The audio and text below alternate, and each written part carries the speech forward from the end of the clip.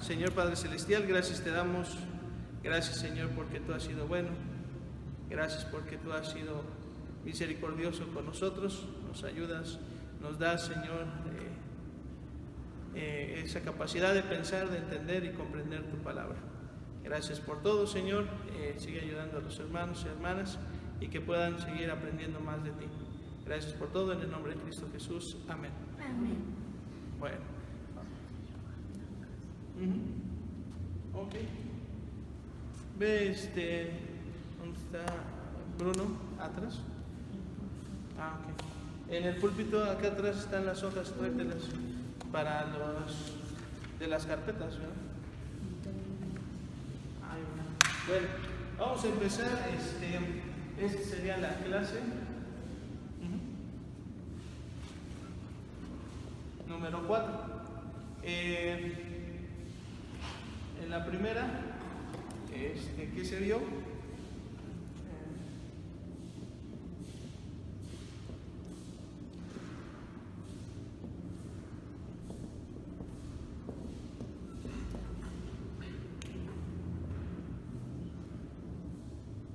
Para que le vayamos entendiendo.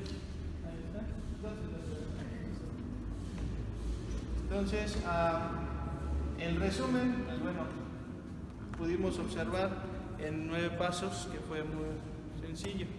Esto es de que primero fue el Pentateuco, 2, Josué, la repartición y más bien la conquista y la repartición de la tierra, 3, tiempo de los jueces, 4, los reyes, 5, la división, ¿verdad?, de el pueblo de Israel en el norte y en el sur, que es con Roboam y Jeroboam, los hijos de Salomón. 6, acerca de antes del cautiverio. 7, durante el cautiverio.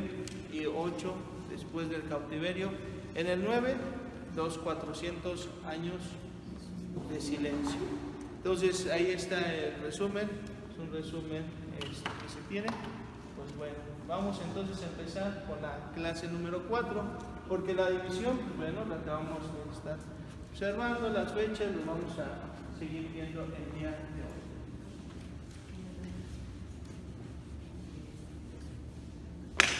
Vamos a empezar. Tenemos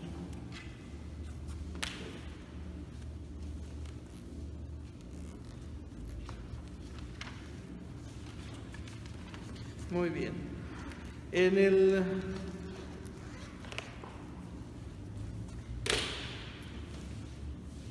Las fechas empezamos a ver con Pentateuco y bueno, los versículos claves.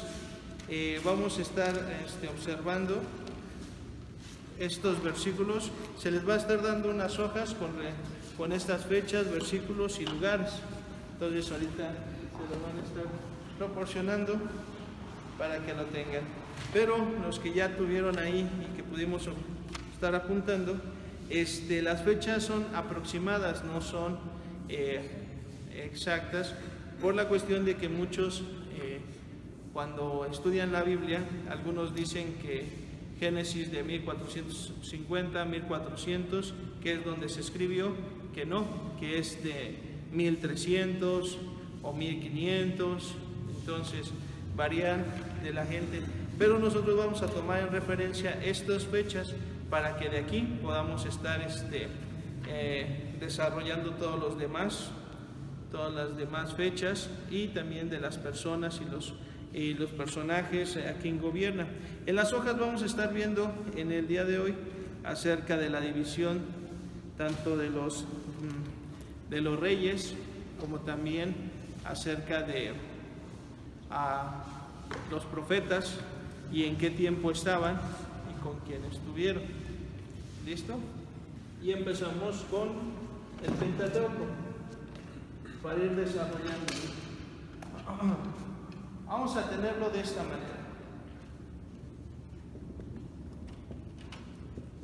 Pentateuco, después es acerca de jueces, reyes y vamos a ponerle reyes de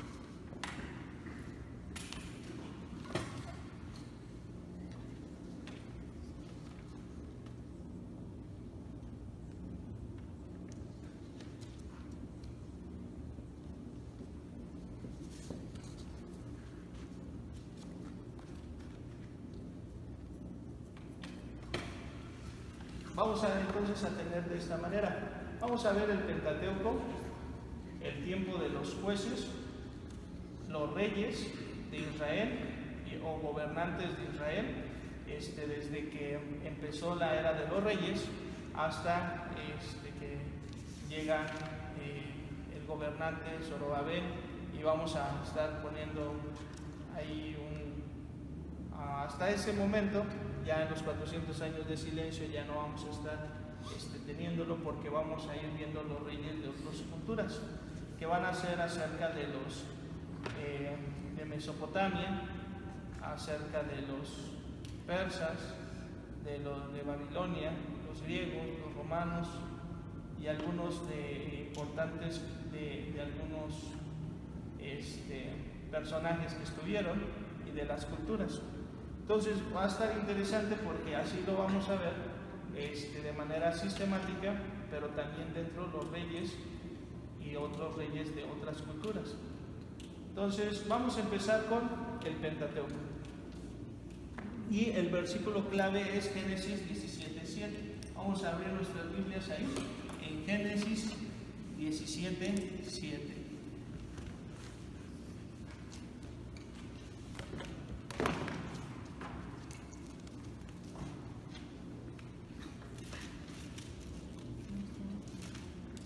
Dice así: entonces Abraham se postró sobre su rostro y se rió, y dijo en su corazón: a hombre de 100 años ha de nacer hijo, y Sara ya de 90 años ha de concebir.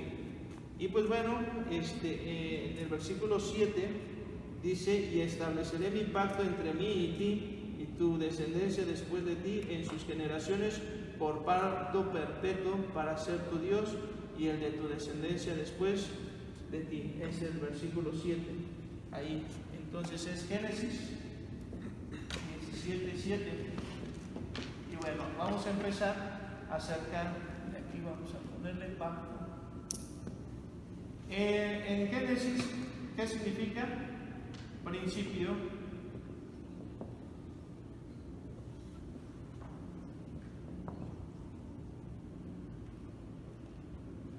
Principio u origen, es lo que significa, ¿verdad? Génesis. En Génesis, ¿qué vamos a estar viendo? Bueno, la creación. Algo que sabemos todos, que en Génesis habla acerca de la creación. ¿De qué más habla? Acerca vamos a ponerle del hombre, de la creación, ¿verdad? Pero dentro, pues vamos a verlo de manera principal, el hombre. ¿Qué más? ¿Qué hay acontecimientos hay importantes dentro de Génesis? Bueno, pues está también después le ponemos el huerto del Edén. También Caín mata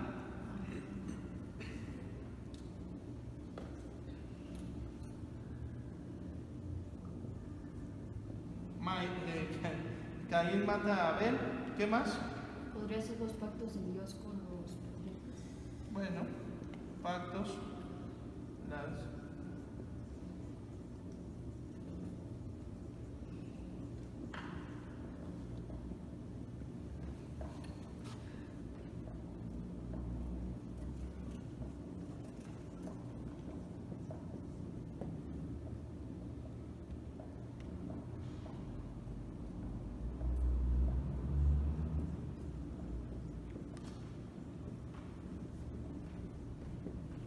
Bueno, vamos a ir viendo en Génesis rápidamente acerca de la creación, acerca del hombre en específico, ¿verdad? Hombre y mujer, el huerto del Edén, porque tiene una enorme importancia.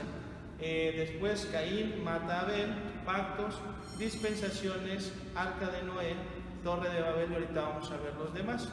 Vamos a explicarlo de manera sencilla porque ya lo hemos visto en la iglesia y espero que ustedes ya se lo sepan acerca de cada uno de ellos. El primero es acerca de la creación. ¿En cuántos días creó Dios todo? 6 días. En 6 días, y el séptimo. Descansó. No, yo ya se los dije. Nunca digan descansó, nunca dice descansó. Dicen ustedes descansó, pero no es descansar. Descansar es que la persona se cansó por hacer alguna obra y entonces está fatigado y tiene que sentarse para descansar. Y Jehová nunca descansó porque es Dios. ¿Cómo creó Dios los cielos y la tierra? ¿Cómo creó Dios los animales, las bestias, el sol, la luna, todo? ¿Cómo lo creó? Nada más dice, con su poder agarró así en la mano una bola de fuego y lo creó y dijo, poderoso soy. No, siempre decía ahí acerca de con su voz, con la palabra. Entonces, la pregunta es, a ver, piensen, razonen. Si Jehová habló para que se creara, entonces cuando tú de repente estás hablando y dices algunas palabras y ya por eso te cansaste y ya dices, tengo que irme a dormir 20 horas porque dije 20 palabras y pues ya estoy bien cansado. Entonces por eso es la cuestión de que Jehová habló y Él nunca se cansa. Él es Dios. El que se cansa, ¿quién es? Los hombres, las personas, todos. Niños, jóvenes, todos, después de que juegan, después de que van, hacen una actividad, se cansan y pues tienen que descansar. Entonces Jehová no se cansó, sino que reposó. ¿Qué significa reposar? Que es terminar la obra. En un ejemplo es, yo estoy construyendo una bici, la termino y entonces digo, bueno, ya terminé esta bicicleta, ahora voy a armar otra. Entonces ya reposo de esa bicicleta porque ya terminé esa obra. Ahora voy a hacer otras cosas. No puede ser que ahora voy a construir un carro o voy a construir una lámpara o no sé. Entonces Dios cuando ya terminó toda su obra, entonces reposó diciendo, ya creé todo, ya está finalizado, no hay más que crear. Si ya está todo, entonces ¿cómo le vamos a hacer para crear más? Ya no, ya está todo completado. Entonces por eso el séptimo día, acuérdense, entonces en los 6 días Dios dijo y fue hecho. El único donde podemos ver que agarró del polvo de la tierra fue al hombre. Los demás habló Dios. En el séptimo día se reposa y entonces, hermanos, ahí podemos nosotros ver que el Señor lo estableció ese día para recordar acerca de lo que Él hizo. ¿Qué hizo? La creación.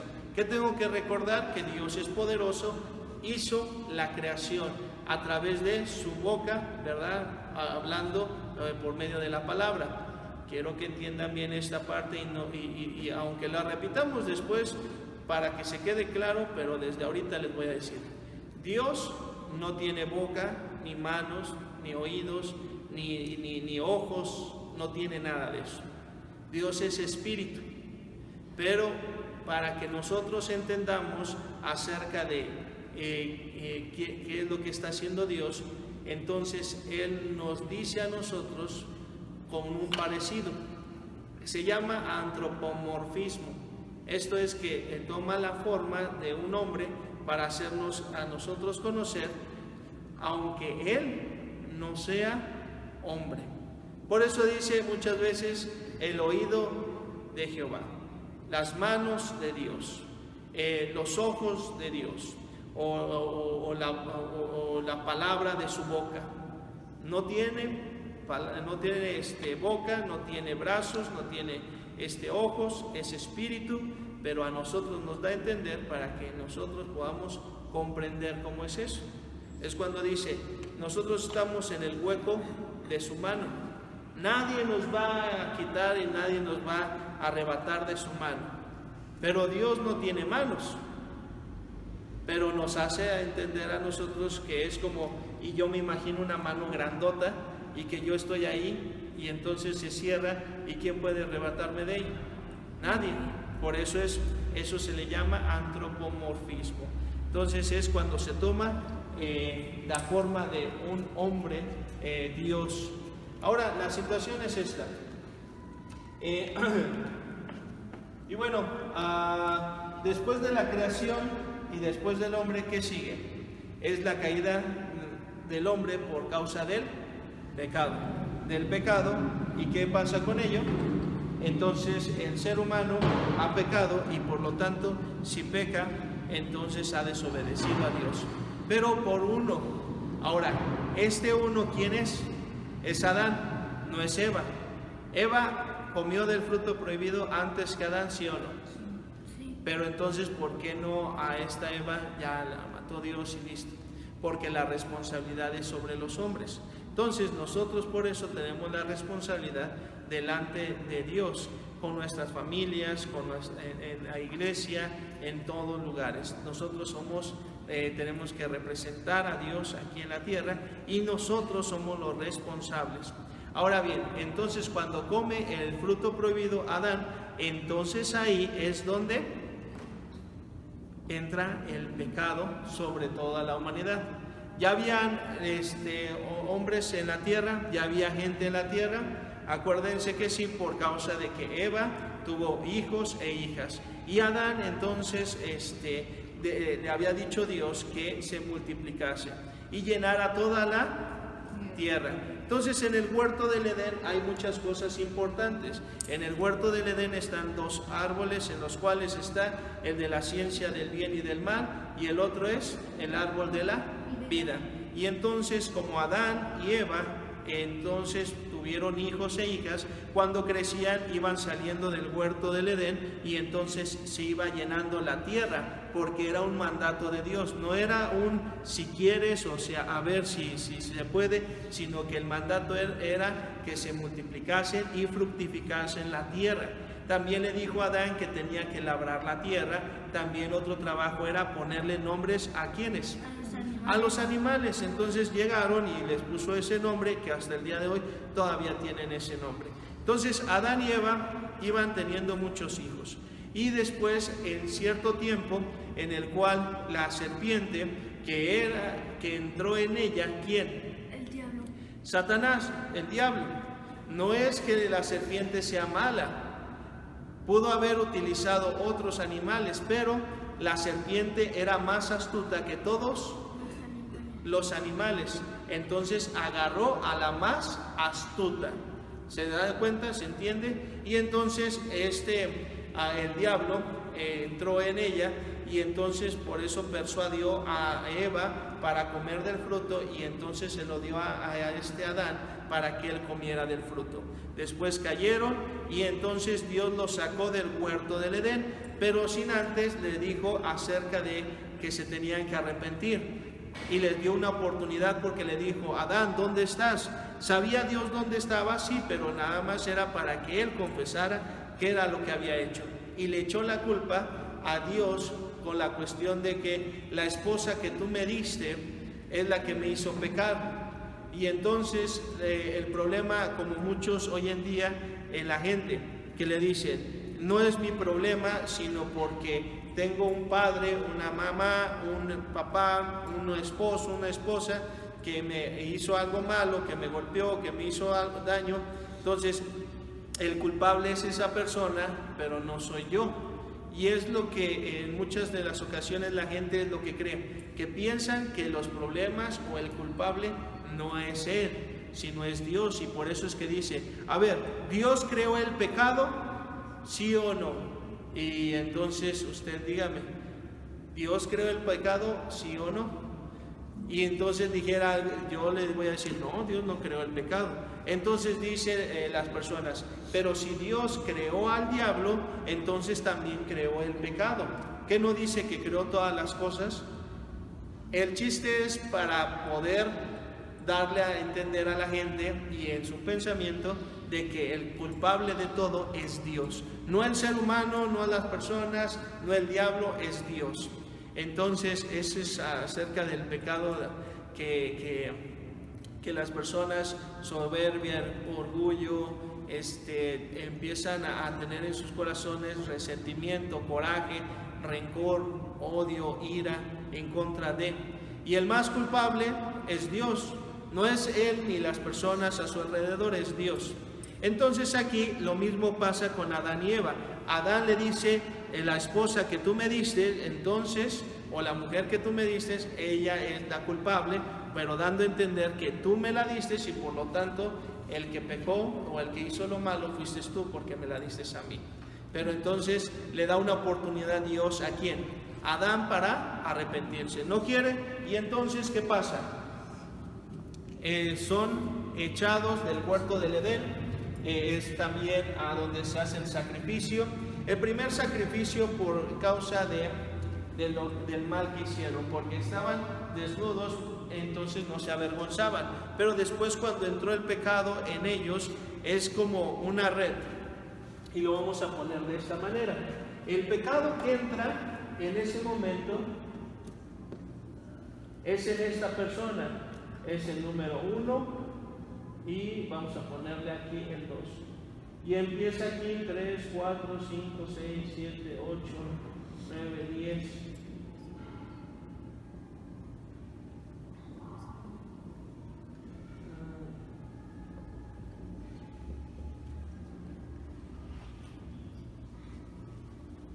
Y así se va a llevar. La pregunta es, cuando ellos salieron, Adán y esta Eva, entonces aquí se tenía el pecado, ¿sí o no? ¿Sí me ven? Entonces, ya sabes, para ir ahí teniendo el ser. Entonces el pecado es con Adán, pero antes de Adán y Eva que cayeran en pecado, todos estos sus hijos que se fueron reproduciendo y a su vez ellos hacían lo malo delante de Dios, ¿sí o no? ¿No? ¿Ustedes qué dicen? Entonces el pecado, por lo tanto, cuando llega a la vida de Adán, que es el principal, los demás no tenían pecado, o sea que estaban en un estado de inocencia. También sus hijos, sus hijas y los hijos de sus hijos y todos ellos se iban multiplicando. No había maldad en ellos, era un estado de inocencia. Pero en este caso, cuando entra el pecado, a pesar de que el pecado entró aquí, pero el principal no había pecado. Se elimina y se pone en este lugar el 3 y ya, se cancela. Se tiene que, se van recorriendo. Si hubiera entrado el pecado con Eva y Eva hubiera dicho ya comí del fruto prohibido, Dios lo hubiera sacado del huerto, se hubiera muerto esta Eva y se hubiera acabado ahí el mal. Todos los demás hubieran tenido el estado de inocencia, pero no es así, porque Eva, ¿qué es lo que hizo?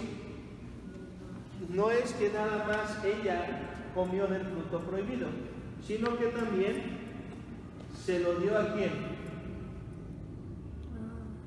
A Adán. Y entonces automáticamente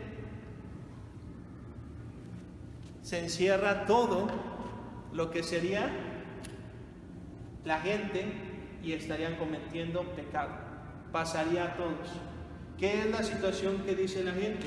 Pero yo no pequé, el que pecó fue Adán. ¿Por qué pasó el pecado a mí? Porque somos descendientes ¿de quién? de Adán, y por lo tanto el principal es Adán, y ese pecado pasa a todos los seres humanos y en todas las generaciones.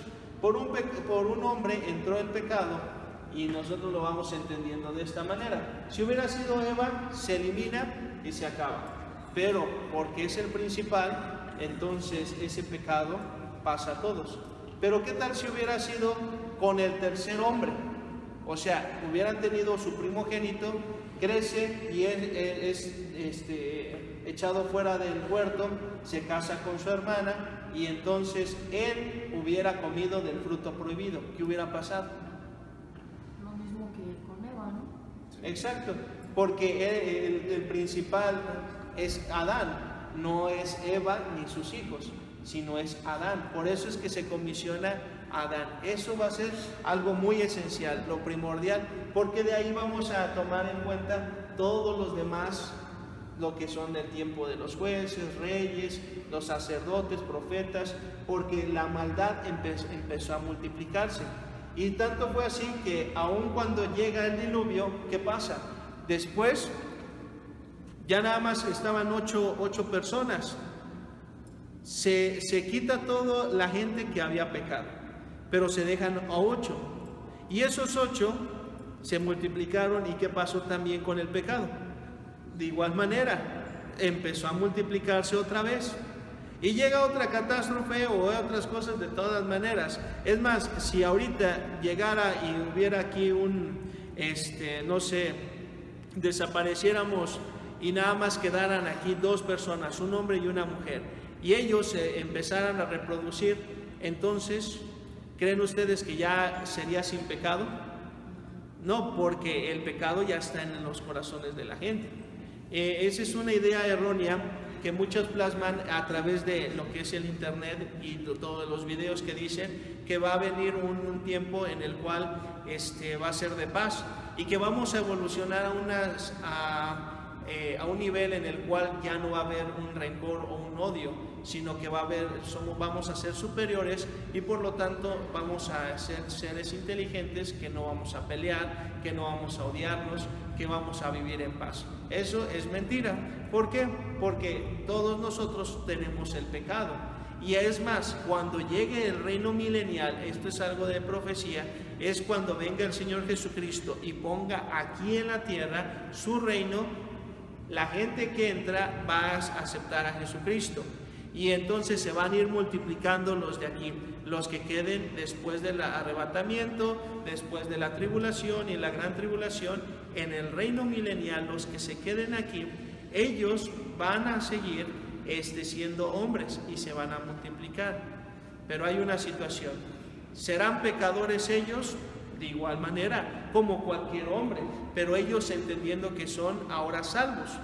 Pero sus hijos, nuevamente, a pesar de que está Cristo allá en Jerusalén y está Cristo, y obviamente nosotros entendemos que Él está en todas partes porque Él es Dios, pero de manera de una presencia que podamos observar es en Jerusalén. Ahí va a estar su reino, ahí va a estar su trono en el cual va a estar reinando a todo el mundo. Entonces la gente que esté en todo el mundo lo puede ver a Jesucristo, lo puede ver, sabe que está ahí en Jerusalén. La gente que dice, yo como Tomás, hasta no ver, no creer, en ese momento, en esos 1000 años, la gente sí va a poder ver a Jesús. Y entonces nosotros vamos a estar como esos jueces o reyes en diferentes países, juzgando y ayudando a los seres humanos. Pero llegará el momento donde el diablo será desatado después de los 1000 años. ¿Y qué va a pasar con él? Va a empezar a engañar. Si aún fuera posible a los escogidos, obviamente ninguno de nosotros, porque tenemos un cuerpo glorificado. Quiere decir que es sin pecado. Ya nosotros no podemos ser engañados por el diablo, porque nosotros entendamos esto. Cuando nosotros vamos de aquí de la tierra al cielo, tenemos un cuerpo glorioso, y entonces que ya no es sin pecado, y somos superiores a cualquier ángel o persona.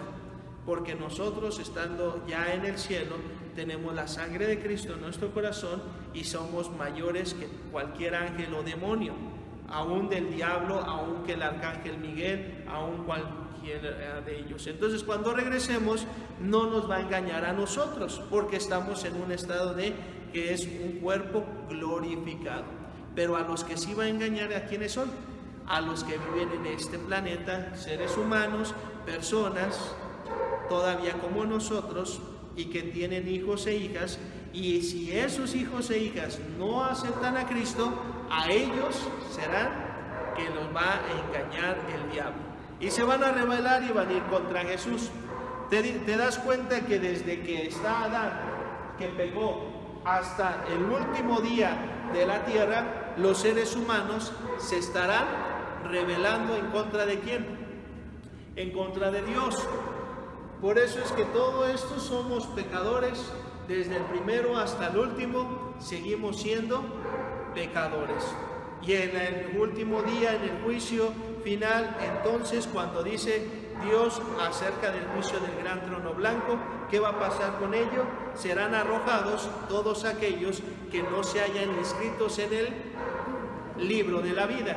Y entonces ya el pecado va a dejar de existir. Ya no va a haber más. Ya esa cadena, desde Adán hasta el último que es en el juicio, se quiebra y ya no hay más.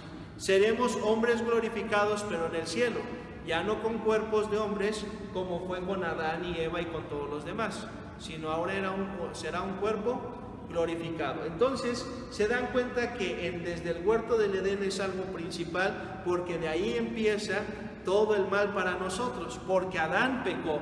No fue la serpiente, no fue la mujer, aunque lo hizo y es parte de, pero el que pecó fue Adán. ¿Quién, si les preguntan, quién es el que pecó, Adán o Eva? ¿Qué van a decir?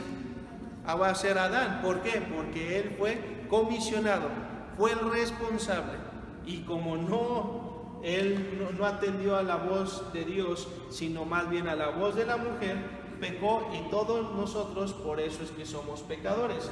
Caín mató a Abel por causa de lo mismo, por el pecado. Los pactos y las dispensaciones. Los pactos es ese contrato en el cual es de Dios con el ser humano. Es por eso los pactos. El pacto es ese compromiso que se tiene, que es Dios con el hombre o el hombre con Dios. Y Dios hizo pactos con el hombre. ¿Para qué? Para que las siguientes generaciones entendieran que Dios cumple sus promesas, que no nos deja solos. Y en esos pactos, pues bueno, vamos a ver después algunos de los principales que fueron el pacto davídico, el abrámico y otros tantos pactos. También hubo un pacto ¿con quién? En el arca de Noé. ¿Cuál fue el pacto? ¿Alguien se acuerda? Pues digan. Que no iba a destruir nuevamente el mundo con agua, y se puso un arco iris. Ahora, la situación es que es un pacto que Dios hace con el ser humano, pero también hay contratos, y que Dios hizo pactos, y también hay esos pactos que Dios hace con los hombres, pero el hombre a veces ha quebrado ese pacto totalmente. Una de las situaciones fue que Dios les pone sus leyes, y entonces hace ese pacto con ellos y ese contrato con ellos, pero ellos no lo quieren realizar así. Ahora, fueron situaciones muy difíciles porque las leyes no pudieron cumplirlas, y eso es algo que vamos a estar viendo después. Esos son los pactos, el contrato, ¿verdad?, que es entre Dios y el ser humano. Las dispensaciones son las épocas, son las diferentes épocas. Como por ejemplo, ¿han escuchado ustedes en qué época estamos? ¿Y la época pasada? ¿Y la anterior? ¿Y la anterior? No. Es por eso que tenemos que ir viendo acerca de vamos a ponerle otro término, que son las edades. Y es por eso acerca de la edad de bronce, de plata, de oro, las edades el barroco, la Edad Media y no sé qué tantas cosas que vamos a estar viendo un poquito más acerca de ello. Entonces son las explicaciones de las diferentes épocas. Las épocas, si ustedes me dicen siglo XX, XXI, XXII, XXIII, XXIV, pues nada más están diciéndoles acerca de qué siglo vivimos, pero qué es lo que es lo especial en esa época y cómo se les llamó a esas épocas.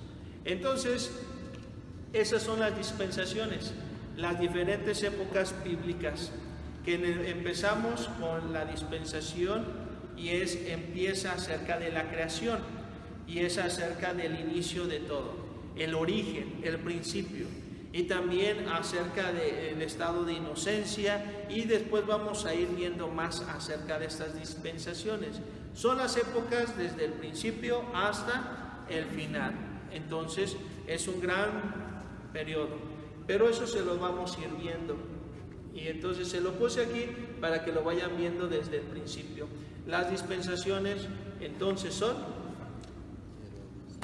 las edades de manera bíblica o los tiempos bíblicos, para que usted entienda. Entonces la dispensación son los tiempos bíblicos, las edades, la edad primera, segunda, sí, pero tienen sus nombres.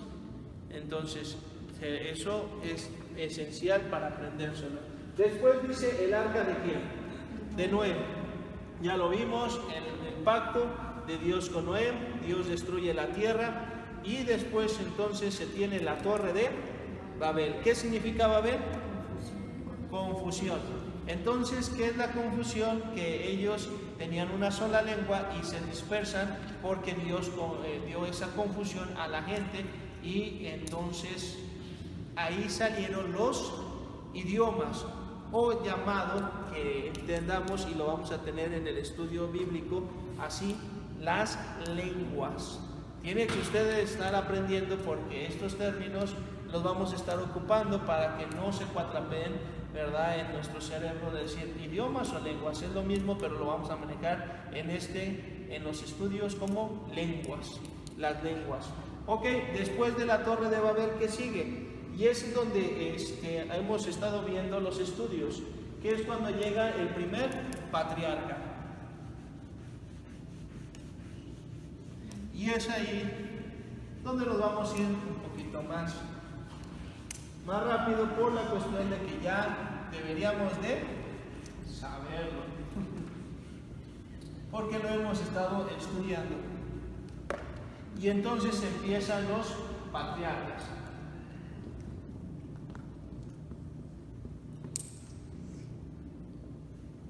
Los patriarcas. El primer patriarca, ¿quién es? El segundo, Isaac. Tercero, Jacob. Y el cuarto, José. Y bueno, vamos a estarlo viendo de esta manera. ¿Cuánto tiempo lleva? 40. ¿Sí? Me dices cuando llegue al 50. Entonces, los patriarcas, empezamos con Abraham, Isaac, Jacob, Israel y José.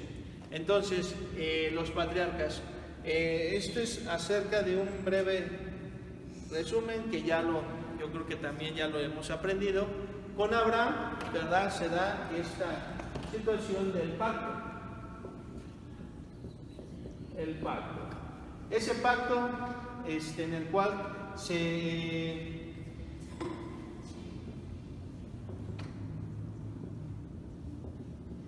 ¿cómo se llama? La circuncisión. El pacto de verdad, y lo podemos estar observando en el capítulo 17. Pero bueno, vamos a tener este breve resumen. Abraham, pacto. Él salió ¿de dónde? De Ur de los Caldeos. Sale de Ur de los Caldeos y se dirige a Harán. Harán, ahí es donde muere su padre, en Harán.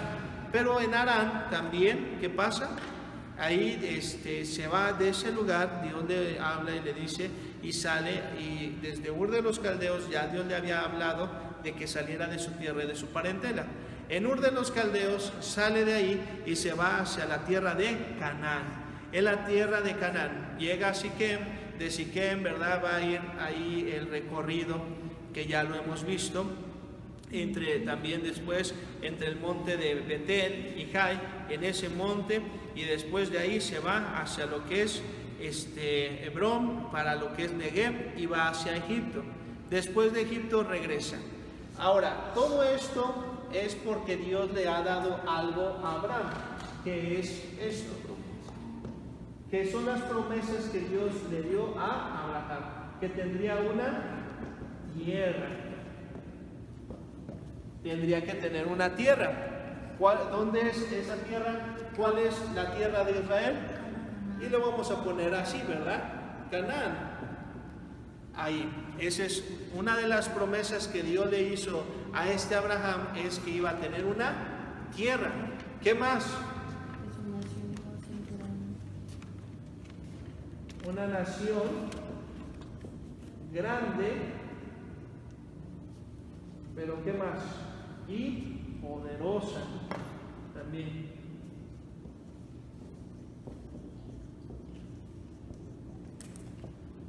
Tres, ¿qué más? Tierra, una nación grande, ¿qué más?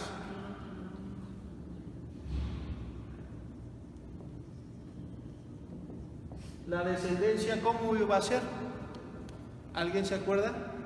Cuando le dijo acerca de tu descendencia será como las estrellas y la luna del mar. Entonces, hay una promesa ahí. Hay un hombre y una mujer, y de repente le dice Dios a ese hombre y a esa mujer que su descendencia será como la arena del mar o como las estrellas de los cielos. Y entonces, ¿cómo es posible que de dos hombres vaya a ser multiplicada no en cientos, no en miles, sino en millones? Porque las estrellas de los cielos, ¿cuántos son? No se pueden contar. Ahora, la situación entonces tenemos que ir viendo que tiene que haber una descendencia para que se cumpla todo eso. Por eso le dice desde el principio que le va a dar una tierra, sí, va a ser una nación grande, pero tiene que haber gente, y eso es la descendencia de Abraham y Sara. ¿Hasta ahí vamos bien? ¿Qué más? A ver si se acuerdan otra cosa que le hayan prometido Dios a Abraham. ¿Algo más que nos falte? Que Sara tendrá un hijo, el hijo de promesa. Por eso la descendencia. ¿Qué más? ¿Algo más? ¿Nada más? ¿Descendencia? ¿Qué más podríamos decir? Bueno, también lo podemos meter hablando con David. Y con David Dios le promete algo. ¿Cuál es? Algo que es muy esencial. Y esto lo vamos a meter, aunque es con David, pero es dentro de la misma nación de Israel. Aparte, el trono, y esa va a ser perpetuo, el trono, ¿por qué el trono? ¿El trono de quién? Y es acerca del liderazgo de Israel sobre todas las naciones, y entendiendo que va a haber un trono un día, que yo ya se los dije ahorita, acerca del reino milenial, donde Cristo va a sentarse en su trono y ahí va a reinar. Y es cuando viene la línea, y eso es lo que ahorita comentaron del Mesías, porque de ahí es el trono de David se lo da a quién. ¿Quién es el que da perfecto pacto sobre el trono de David? Es el Señor Jesucristo, porque Él es el Mesías. Entonces hay un trono porque hay un reino, y en ese reino el que va a estar gobernando, pero va a ser perpetuamente. Entonces no es de un día, no es 2 días, no es un mes, no es un ciclo, sino es por toda la eternidad. Y este trono Dios se lo dio a ¿quién? A David, dando a entender de lo mismo de la nación de Israel desde Abraham, y se van ahí añadiendo los demás. Entonces el trono, ¿quién llegó y lo lo tomó es Cristo, pero todavía no se ha completado. ¿Hasta cuándo? Hasta que regrese y se siente sobre su trono. ¿En dónde? En Jerusalén. En Jerusalén, y ahí es donde va a estar reinando por 1000 años. Pero el trono de David es perpetuo, es eternamente. ¿Y cuánto es una eternidad? Entonces ahí nos habla acerca de esos tronos. Acuérdense, es con David, pero viene siendo acerca de las promesas y de los pactos que Dios le está dando, y también, ¿verdad?, con este Abraham, y dando a entender ahora con este David. Y entonces después de Abraham, ¿quién sigue? Isaac. Con Isaac sabemos acerca de, es el hijo de la promesa. Isaac es el hijo de la promesa. Y entonces, como Dios le prometió tener descendencia a este Abraham, ¿en quién lo cumplió? En Isaac. Entonces Isaac podemos ver que continuó, que sabía acerca de la descendencia, acerca de las promesas, y Dios le dio esa facultad a Isaac, que lo entendiera, que obedeciera, y él tomó a su esposa. ¿De dónde era su esposa? ¿Alguien se acuerda? ¿Quién era la esposa de Isaac? Rebeca. ¿De dónde era Rebeca? De Harán. De Harán. ¿Quién es el hermano de esta Rebeca? Labán. ¿Y quién es su padre de esta Rebeca y Labán? El hermano de Sara. ¿Qué es? No es el hermano. No, es Bueno, sí. sí, Betuel, ¿no? Pero tiene otro nombre. ¿Listo? ¿Nacor? Nacor. Y entonces Isaac se casó con Rebeca, en el cual su hermano de Rebeca es Labán, que lo vamos a ver ahorita con este Jacob. Vamos a tomar unos 5 minutos y regresamos para seguir viendo lo de los patriarcas.